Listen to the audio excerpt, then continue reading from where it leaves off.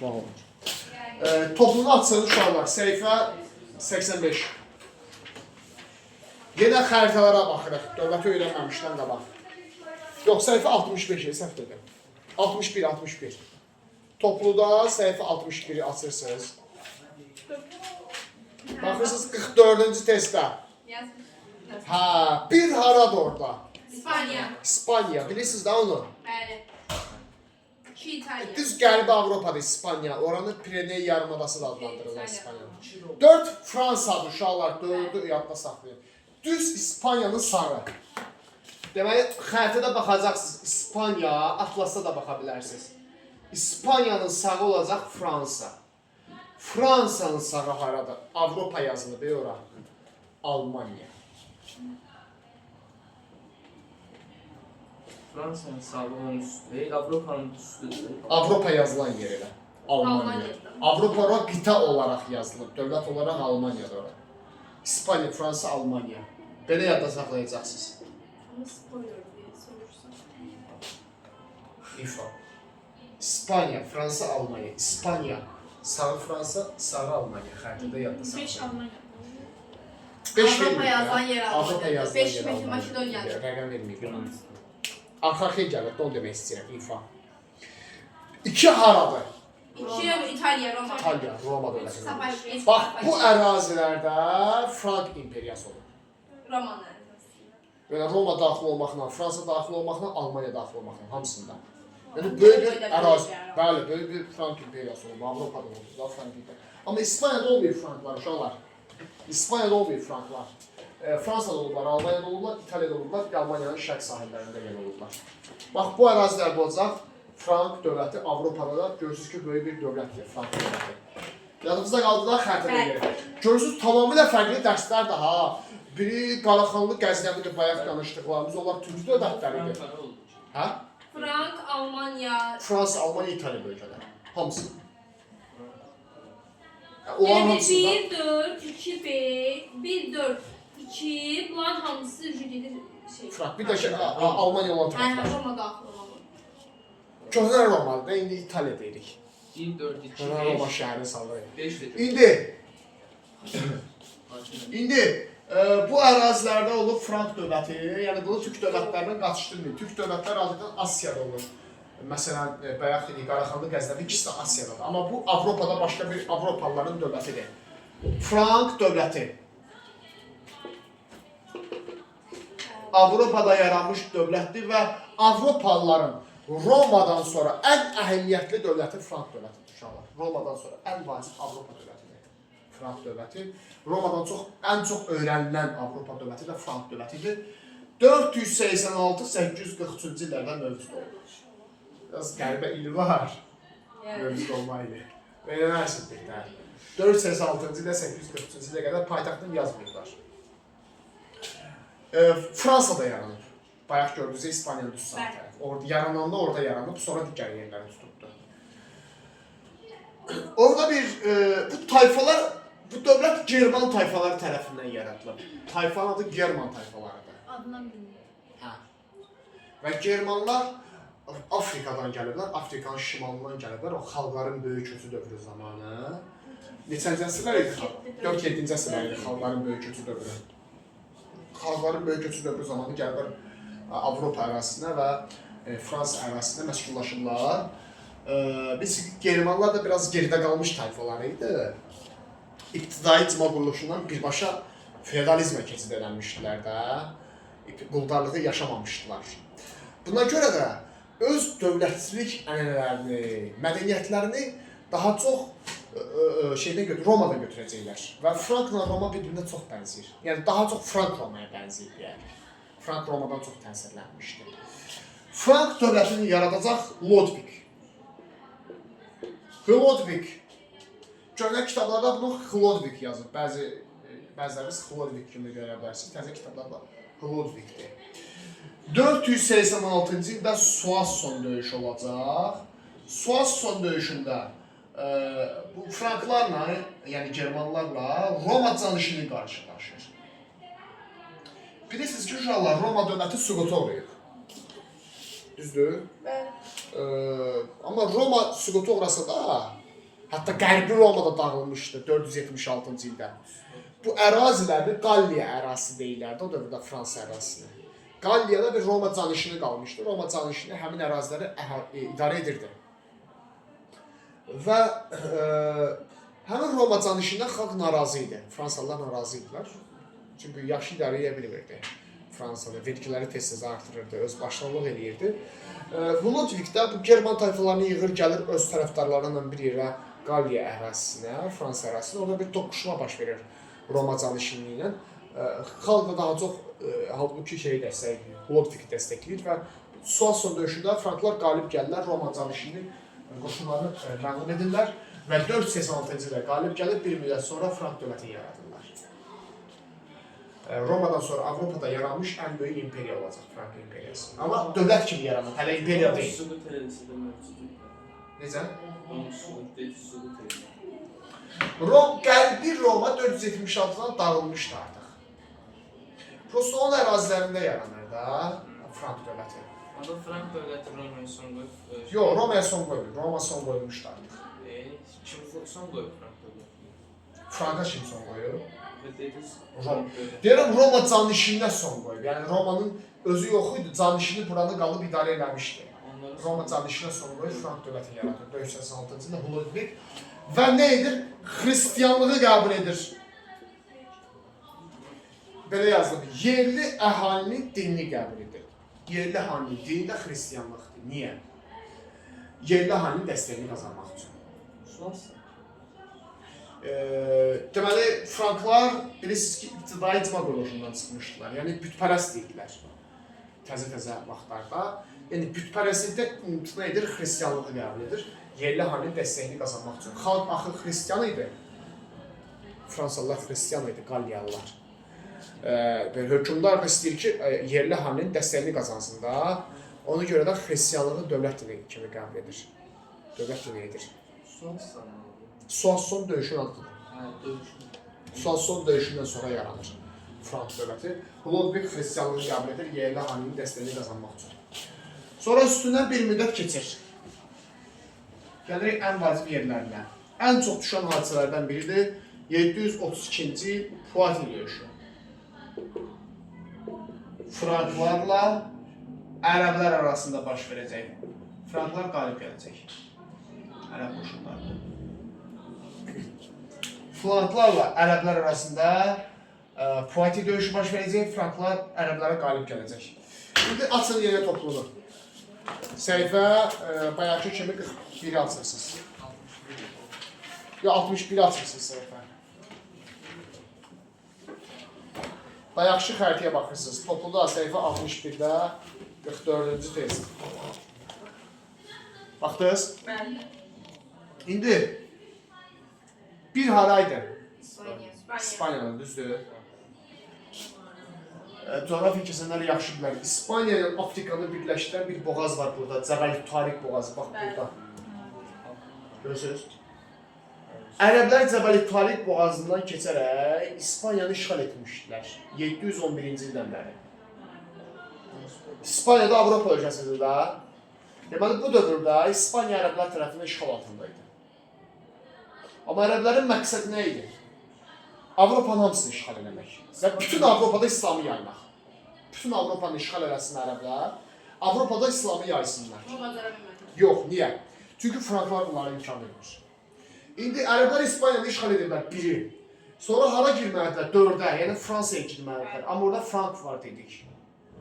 Bax, ora girmək üçün Poitiers döyüşündə bunlar qarşılaşırlar franklarla. Əgər ərəblər Poitiers döyüşünə qalib gəlsəydilər, bütün Avropa ərəblər tərəfindən işğal ediləcəkdi. Bütün Avropada da İslamı yayacaqdı ərəblər. Necə ki, bunu İspaniyada eləmişdilər. Amma bu ona görə Avropalılar üçün çox əhəmiyyətli bir hadisə sayılır. Poitiers döyüşü Avropa tarixinin ən vacib hadisələrindən biridir. Çünki Avropalılar indinin özündə də belə düşünürlər ki, hətta franklara təşəkkür edirlər ki, bəs bizi ərəblərin istilasından qorumursan. Doğrudan da frankların burada böyük əməyi var. Franklar olmasaydı, ərəblər bütün Avropanı istila edəcəklər. Burada franklar ərəblərə qalib gəlir və nəticə olaraq belə yazılır. Ərəblərin qərbi Avropadakı irəliləyişi dayandırılır. Amma Şərqi Avropadakı yox. Orada diqqətli olun. Qərbi Avropadakı. Onda hər ikisi bir şey. Amma Şərqi Avropada ərəblərin qabağını Xəzərlər alır. Xəzər-ərəb müharibələri. Xəzər-ərəb müharibələri keçməmişik. Ərəb dərsində. Hə. 653 falan. Deməli, ərəblər Avropanı heç cür işğal edə bilmirdilər. Ərəblərin Şərqi Avropaya girməsini Xəzərlər almışdı. Buna bəlkə dərslərdə demişik. Qərbi Avropada irəliləməsinin qarşısını isə Franklar alırdı. Poitiers döyüşündən. Bu dövrdə Frank ordusunun rəhbəri kim idi? Karl Martel. Frank ordusunun rəhbəri olub. Frank ordusunun rəhbəri olub, ərəbləri məğlub eləmişdi. Hətta döyüşdən qabaq bir hərbi islahat da keçirmişdi Karl Martel, ərəb ordusunun, Frank ordusundan. Başqa heç nə yoxdur Karl Martellə bağlı. Poitiers döyüşü yaxşı yadda saxlayın, çox əhəmiyyətli hadisədir bu. Testlərdə çox düşür. Üstündən bir müddət keçir. Böyük Karl. Bu da qüdrətli Frank hökmdarıdır, hətta Frankın ən qüdrətli hökmdarıdır. 768-814-cü il Böyük Karlın hakimiyyət dövrüdür. Frank dövlətinin zirvə dövrü Böyük Karlın dövrüdür. Fikir verin, 3 nəfərin adını çəkdik Frank dərsində. Hlodvig, Karl Martel, Böyük Karl. Hlodvig Frank dövlətini yaradıb, Soissons döyüşündən sonra xristiyanlığı qəbul edib, 486-cı ildə. Karl Martel Poitiers döyüşündə ərəbləri məğlub edibdi. Böyük Karl isə Frank dövlətinin ən qüdrətli hökmdarıdır, zirvə dövrüdür. Deməli, Böyük Karlın, Frank dediyi harada yaranmışdı? Fransa ərazisində, 4 olan yerdə. Böyük Karlın dövründə, bax, Frank imperiyasının, Frank imperiya olacaq və əraziləri genişlənəcək. Almaniya və İtaliya bu əraziləri də işğal edəcək Frank dövləti. Və 800-cü ildə olacaq imperiya. Deməli, indi fərqə fikir verin. Dövlət yarananda Frank dövlətidir. 486-cı ildə Hlodvig tərəfindən. Amma Frank imperiyasıdır Böyük Karlından sonra, 800-cü ildən sonra. Yəni Böyük Karlın. İndi desə Frank imperiyasına aid xüsusiyyətləri seçin. Yazacaq Poitiers döyüşü. Səhvdir, çünki Frank imperiya deyildi onda. Dövlət idi hələ sadəcə. İmperiya deyirsə 800-dən sonraki hadisələri götürəcəksiniz. Başa düşdünüz? Yəni sırf 800-843 arası bu Frank imperiyasıdır. Dövlət deyirsə ümumi 486 dağılana qədər, 843-ə qədər. Böyük Karl Saks tayfalarından mübarizə aparacaq. O Almaniyada yaşayan tayfalar idi. Deyir 30 il onlarla mübarizə aparır. Çox çətinliklə sonra o Saks tayfaların əyanları var. Onlara torpaq verməklə onları öz tərəfinə çəkir. Və Almaniyanı işğal edir. Bavariya hersoqluğu var Almaniyada, onu da işğal eləmişdi. Onlar ciddi müqavimət göstərən bir dövlət idi. O da Böyük Karlın dövründə işğal edilmişdi.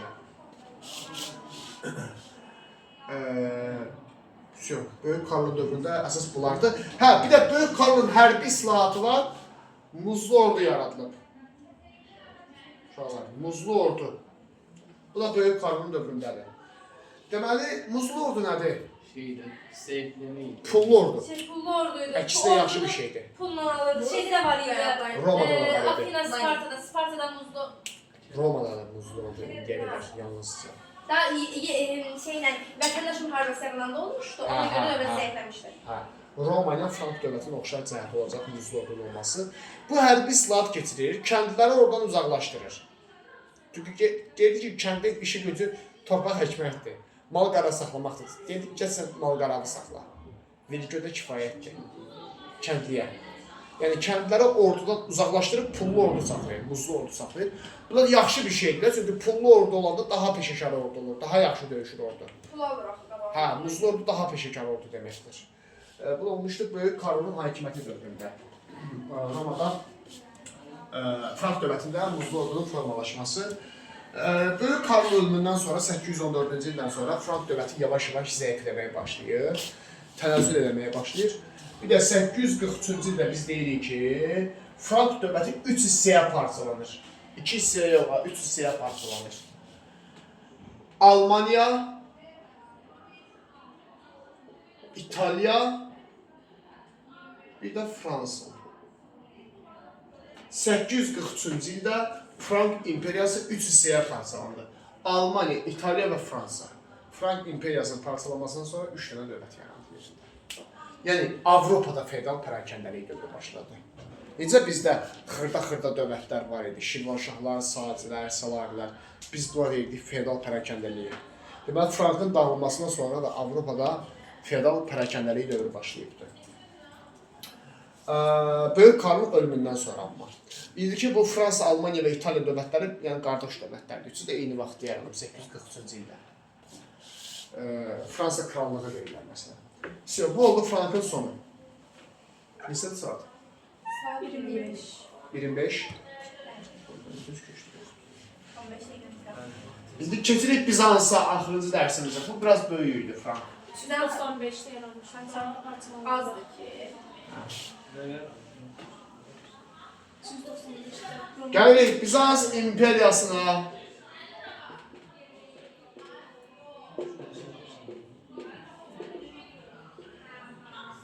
Tarixin gördüyü ən böyük imperiyalardan biridir Bizans imperiyası. 3 qitədən mövcud olub Bizans imperiyası. Afrika, Avropa və Asiya. 3 qitədən mövcud olan böyük bir imperiyadır Bizans imperiyası. Yadınıza gəlir nə vaxt yaranmışdı Bizans? 395-də yadınızdadsa 1400. Roma parçalanmışdı, Qərbi Romaya və Şərqi Romaya. Bizans da Şərqi Romadır şu an. Yazmışsın. Bizans Şərqi Romadır. 395-də yaranıb 1453-cü ilə qədər mövcud olacaq. Fikir verir, Bizans 1000 ildən çox mövcud olubdur. Yəni tarix baxımını götürsək, tarixin mövcud olan ən uzun ömürlü imperiyalarından biridir Bizans imperiyası. Paytaxtı olacaq Konstantinopol. Bizans imperiyasının paytaxtı Konstantinopol olubdur. İndiki İstanbul şəhəri. Ortaya sual çıxacaq, testlərdə də düşür. Niyə Bizans imperiyası bu qədər uzun müddətli mövcud olubdur? Birincisi Konstantinopola görə, paytaxtına görə. Çünki Konstantinopolu oxuyacaqsınız, Qızıl şəhər adlandırırdılar. Yadınızdadır, Konstantinopol Romanda paytaxt olmuşdu. 313-cü ildə Roma imperiyasının paytaxtı olmuşdu. Və fikir verin, Konstantinopol bu ərazidir, uşaqlar. Şərqlə qərbin kəsişəcəyi İstanbul.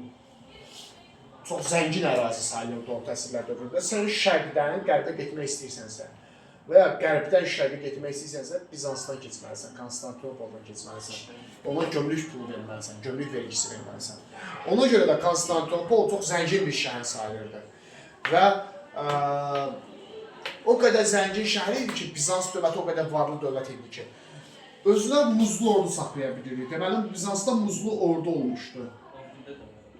Frankda da var idi muzlu ordu, Bizansda da muzlu ordu var idi. Buna görə də Bizans imperatoru çox varlı olduğu üçün, zəngin olduğu üçün orduya pul ayıra bilirdi və Bizans ona görə də öz mövcudluğunu uzun müddət qoruyub saxlaya bilmişdi. Yəni, birinci növbədə varlı olması təsir göstərib Bizansın bu qədər güclü olmasına. Yəni, mühüm tranzit yolların üstündə yerləşməsi, onun zəngin olması əsas səbəbi idi. Bizansın ən qüdrətli dövrü olacaq Justinianın dövrü. Bizans imperatoru Justinian. Bizansın qızıl əsridir bu dövrü. 527-565-ci illər. 38 il Bizans imperiyası idarə etmişdi. Bizansın qızıl əsridir Justinianın dövrü. Ən qüdrətli hökmdarıdır. Başqa hökmdar yoxdur. Bir dənə Justinianı öyrənirsiniz. Justinian deməli 532-ci ildə Sasani dövlətindən sülh bağlayıb. Sasanilərlə sülh, bunu görəcəksiniz. Hakimiyyətə gələndən 5 il sonra Sasani dövlətindən sülh müqaviləsi bağlanmışdı. İmperator Justinian. Justinian ağıllı hökmdar idi əslində və düşünürdü ki, Bizans qüdrətli olmalıdır, böyük ərazilərə sahib olmalıdır. Amma digər Bizans imperatorlarına fərqli olaraq Justinian belə düşünürdü ki, biz Sasanilərlə müharibə aparmalı deyilik, sülh bağlamalıyıq. Çünki Sasani qüdrətli dövlətdir, böyük bir imperiyadır və biz Sasani dövlətindən yaxınlaşsaq yaxşıdır. Çünki müharibə aparsaq çox böyük itki vermiş olacağıq. Sasani zəifləsə belə biz də zəifləyəcəyik.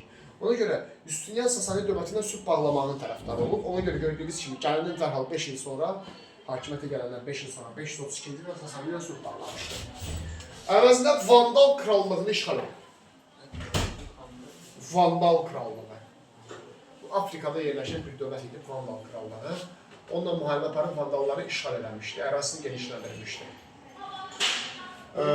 Sonra Justinianın maraqlı bir xüsusiyyəti var uşaqlar. Yazılıb ki, Justinian feodalizmi ləğv eləmək istəyirdi. Axı biz indi feodalizm dövründəyik. Ümumi feodalizm 19-cu əsrə qədər gedir hələ. Feodalizmi ləğv eləyib, quldarlığı bərpa eləmək istəyirdi.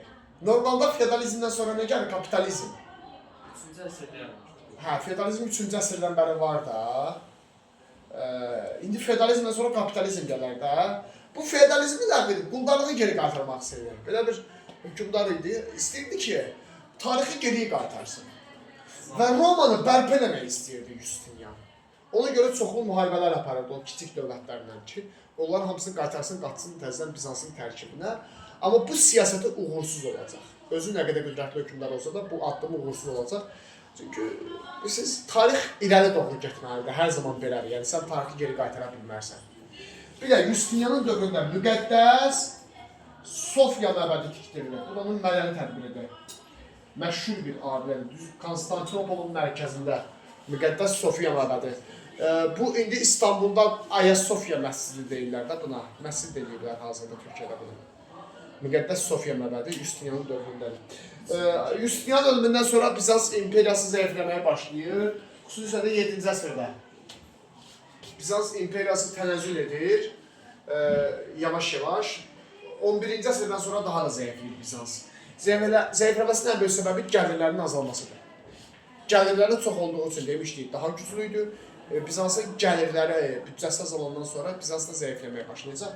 1453-cü ildə Osmanlı dövləti Bizans imperiyasına son qoyacaq. Onu biz ətraflı Osmanlı dərsində yenə keçəcəyik. Söhbət oldu Bizans imperiyası. Deməli, Qaraxanlı, Qəznəvi, Frank, Bizans. Tək-tək öyrənirsiniz. Qaraxanlı öyrənirsiniz, testlərini işləyirsiniz. Yox, Qaraxanlı ilə testi bir yerdədir, toplumda. 565-dən sonra da olmadı. Çox olub, 1453-ə qədər keçmirik də. Bizans az öyrənirik. Qaraxanlı, Qəznəvini ayrı-ayrı öyrənib danışırsınız, testi bir yerdədir. Amma Frankın testi, Qəznəvi testi, Bizansın testi tək-təkdir. Yaxşı mı?